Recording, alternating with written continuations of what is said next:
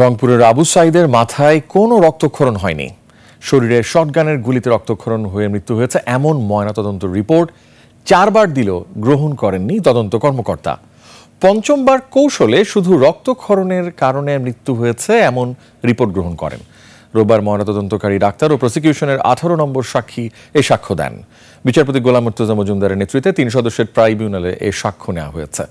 এদিন 4 জন সাক্ষীর সাক্ষ্য ও জেরা হয়। বিস্তারিত শাকের আরজু রিপোর্টে। ওয়ালটন এখন দেশের সীমানা পেরিয়ে পৌঁছে গিয়েছে 50টিরও বেশি দেশে। ওয়ালটন, ঘরে ঘরে বিশ্বজুড়ে। কোটা বিরোধী আন্দোলনে পুলিশের বন্দুকের নলের সামনে বুক চিতিয়ে দাঁড়িয়ে প্রতিবাদ করছিলেন আবু সাঈদ। কয়েক ফুট দূর থেকে পুলিশের ছোড়া গুলিতে মাটিতে লুটিয়ে পড়েন আবু সাঈদ। ওই দৃশ্য ছড়িয়ে পড়ার পর জুলাই আন্দোলন স্ফুলিঙ্গের মতো ছড়িয়ে পড়ে সারা দেশে। ছাত্র আন্দোলন রূপ নেয় সব শ্রেণী পেশা মানুষের দুর্বার প্রতিবাদে। রংপুরের প্রথম শহীদ আবু সাঈদের মরদেহ ময়নাতদন্তকারী ডাক্তার রোববার সাক্ষ্য দেন ট্রাইব্যুনালে। তিনি বলেন, আবু সাঈদের শরীরে গানশট ও পিলেট পেয়েছেন, যার ফলে আভ্যন্তরীণ রক্তক্ষরণে তার মৃত্যু হয়। জখমের বর্ণনাগুলো দিয়েছেন এবং মৃত্যুর কারণ হিসাবে শুধুমাত্র গানশট ইনজুরিটা লেখেননি, পুলিশ প্রশাসন এবং সচিব নেতৃবৃন্দের বাধার কারণে। 5 বার ময়নাতদন্ত রিপোর্ট প্রস্তুত করেন তিনি। তবে তদন্ত কর্মকর্তার মন মতো না হওয়ায় বারবার চাপে পড়তে হয়েছে তাকে।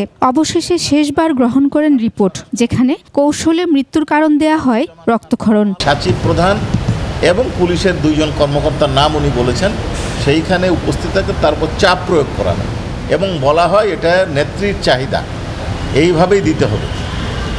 তখন উনি বাধ্য হয়ে বর্ণনা সঠিক রেখে শুধুমাত্র গানশট শব্দটা মতামত দিয়েছেন। এদিন ট্রাইব্যুনালে আল জাজিরা টেলিভিশনে প্রচারিত ওই ডাক্তারের সাক্ষাৎকার দেখানো হয়। সাক্ষ্য শেষে আবু সাঈদ হত্যার নির্দেশদাতা সহ জড়িতদের শাস্তি দাবি করেন চিকিৎসক। এই রিপোর্ট প্রদানের ব্যাপারে যে সরকারের চাপ ছিল, সেই বিষয়টি নিয়ে সালমান এফ রহমান এবং তৎকালীন আইজিপি সাহেবের মধ্যে একটা কথোপকথন হয়েছে। সেই বর্ণনাটা এই ডকুমেন্টারিতে তুলে ধরা হয়েছে। সকালে এই মামলায় গ্রেফতার একমাত্র আসামি সাবেক আইজিপি চৌধুরী আব্দুল্লাহ আল মামুনকে ট্রাইব্যুনালে হাজির করা হয়। এদিকে মেহেরপুরে গুম করে হত্যার অভিযোগে সাবেক জনপ্রশাসন মন্ত্রী ফরহাদ হোসেনকে কারাগারে পাঠানোর নির্দেশ দেয় ট্রাইব্যুনাল। শাকের আরজু, 21 টেলিভিশন, ঢাকা।